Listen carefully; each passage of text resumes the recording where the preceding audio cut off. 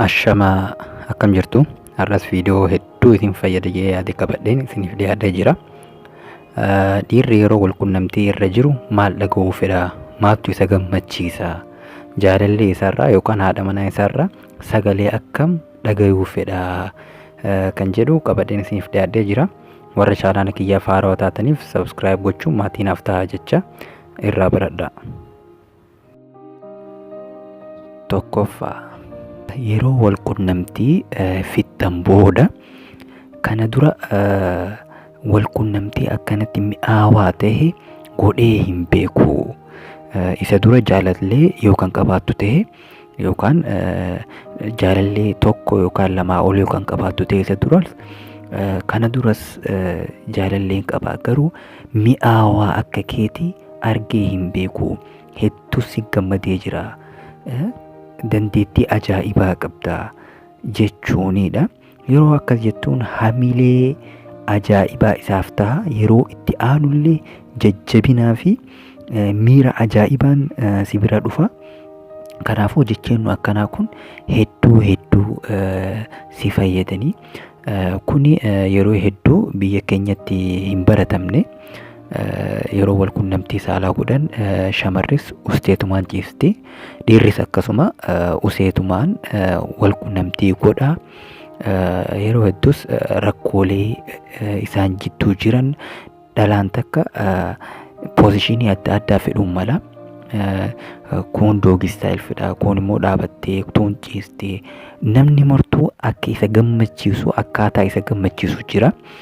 Kun immoo biyya keenyatti namni hin baratamne akkanatti natti tola, akkanatti na godhi, anis akkanas si haa godhu jedhanii haasayuu fi mari'achuu waan hin jirreef yeroo hedduu wal qunnamtiin saalaa fokkataa fi hifachiisaa akkasuma jibbisiisaa kan ta'uuf kanumaa fi yeroo hedduu dhiironnis jaartii lammaffaa fi sadaffaa fi afuraffaa fuudhuuf kan olii gadi fiiganiif kanumaa fi mari'atanii dubbii kana hiikuu waan hin dandeenyeef waan isii biraa dhabeessan shamara biraa waan argatu itti fakkaata.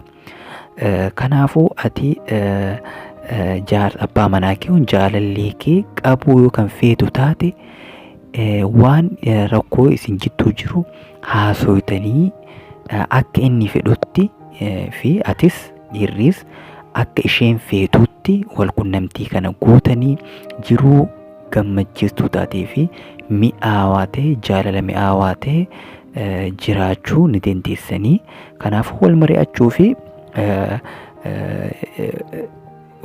waan hin beekne irratti ogeessota fayyaa mari'achuu fi dhageeffachuun hedduu barbaachisaadha.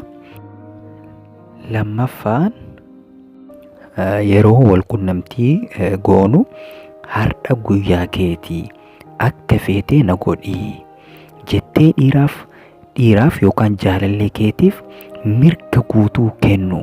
Qaama kiyya akka feete ilaali, bakka feete akka feete godhii, anis kan keetuma jettee mirga kee guutuu isaaf kennuudha. Yeroo san immoo inni gammachuu ajaa'ibaa keessa seena. Kuni wanni akkanaa kun amma baratamaa jira. Duraan garuu shamarranis waan akkanaa kana dhiirotaaf hin hayyamanii, qaama saalaa isaanii dhiirri akka laalu hin hayyamanii. Amma garuu wanni kun baratamee jaallee isheetiif qaamni ishee akka fedhetti akka laaluu fi bakka fedhes akka tuqu amma hayyamaa jirti. Kanaafuu abbaan manaa fi haati warraa yookaan jaalalleewwan dargaggoon amma dhufaa jiran wal qunnamtii saalaatiin hedduu gammachuu argataa akka jiran qorannoowwan adda addaa kan ibsudha. Qaama guutuu isaaf kennuudha. Inni biraa kan guutuu isaaf kennu jechuun dhiirri poozishinii fedhee akka fayyadamuu fi atis akka inni ta'e siin jedhe san ta'uufiidha.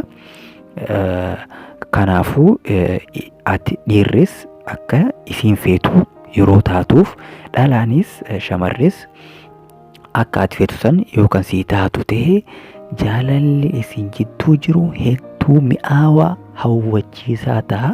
Wal hin quuftanii suusii walitti taatanii jechuudha. Yoomuu wal dhiisuu fi wal jibbuu hin dandeessanii. Kanaafuu wal qunnamtii mi'aawaa ta'e gochuuf jechoota rogoyyiin kanarratti isiniif kennu dhagahuu fi itti fayyadamuudha. Inni sadaffaa immoo maqaa isaa irra deddeebiin yaamuudha. Yommuu ati jaalallee kee maqaa isaa irra deddeebitee yaamtuun hedduu gammada. Wal qunnamtii ati isa wajjin godhaa jirtu saniin akka ati gammaddee fi hedduu akka itti bohaaraa jirtu abdii godha. Yommuu yeroo san immoo hedduu miira keessa galuun wal qunnamtii kana wal qunnamtii mi'aawaa fi wal qunnamtii ho'aa ta'a. Jaalalli keessanis hedduu dabalaa deema. Manni keessanis akkasumas jiruun keessanis hedduu bareedaa fi hawwachiisaa ta'a.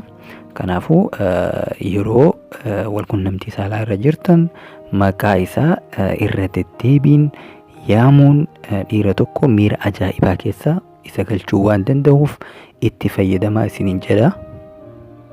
Afraffaan qaamni saalaa isaa hedduu akka sitti tolee fi kana caala akka hin feene meeshaan isaa bareedaa fi hedduu mi'aawaa meeshaa bareedaa fi hedduu mi'aawaa akka qabuu fi sirriitti akka ishee gammachiisaa jiru yeroo itti himtu dhiirri sun ofitti amanamummaan isaa baay'ee dabala.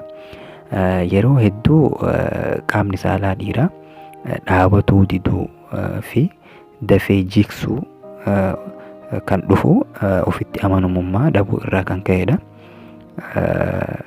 Yeroo dhalaan takka immoo meeshaan isaa jabaa fi hedduu mi'aawaa hawwataa akka itti tolee fi namoota kana dura isin agarte irra inni hedduu mi'aawaa akka ta'e yeroo itti himtu hedduu jajjabaata. Ofitti amanamummaan isaallee hedduu dabala. Laafaa fedhes ta'u dhiironni tokko rakkoolee garaagaraatiin wal qunnamtii irratti laaffatuu danda'u. Garuu isaan jajjabeessuuf jechoonni akkanaa kun hedduu faayidaa guddaa qabu. Kanaafuu itti fayyadamuun jaalallee kee yookaan abbaa manaa kee jajjabeessuu fi qunnamtii mi'aawaa godhuu ni dandeessaa jechuudha. Shanaffaa fi inni dhumaa egaa akka dhiirri tokko yookaan jaalalleen tokko yeroo wal qunnamtii godhutti dhalaarraa wanni inni dhagahuu fedhu yeroo hedduu fixachaa jira. Hedduu sitti gammadee jira. Natti toltee jirta. Akka ati jettuun fedha dhiirri tokko. Sagalee akkanaa yookaan dhagahuu taate ofitti amanamummaa isaa hedduu dabala. Hedduu miira keessa gala. Kanaafuu haala danda'ametti yeroo hedduu dhiira tokko jajjabeessuu fi akka isitti tolee fi akka isa jaalattu ibsuufiidha yeroo wal qunnamtii irra jiran. Yookaan immoo dhiirri tokko yoo ati kan callisteetumaan ciistu taate dalagama wayii akka dalagaa jiru yaada. Hedduu miira keessa hin galu. Sittillee hin gammadu. Wal qunnamtii kanatti irratti illee gammachuun argatu jechuudha. Kanaafuu tokkoffaan akka fixachuutti jirtuu fi akka itti fufu, akka inni jabaatu, akka isa jaalattuu fi akka isitti tole itti ibsuudha. Egaa akka waliigalaatti dhiiraa fi dhalaan qabxiilee yookaan dhiiraa fi shamarran qabxiilee shanan kana yoo itti fayyadamtan hedduu itti gammaddan jedhee abdiin qaba. Galatooma. Subscribe gochuun maatii nuuf taha. Yoo isinitti tole like gochuu, gaafii qabdan immoo koomentii irratti naaf kaayaa isiniin jaa. Hamilee nuuf kennaa, nu jajjabeessa. Barnoota hedduu isin barsiisuu ni dandeenya. Kanaafuu na wajjin turaa. Subscribe gochuun maatii nuuf taha jecha. Fayyaa hin dhabinaa. Nagaa argadhaa.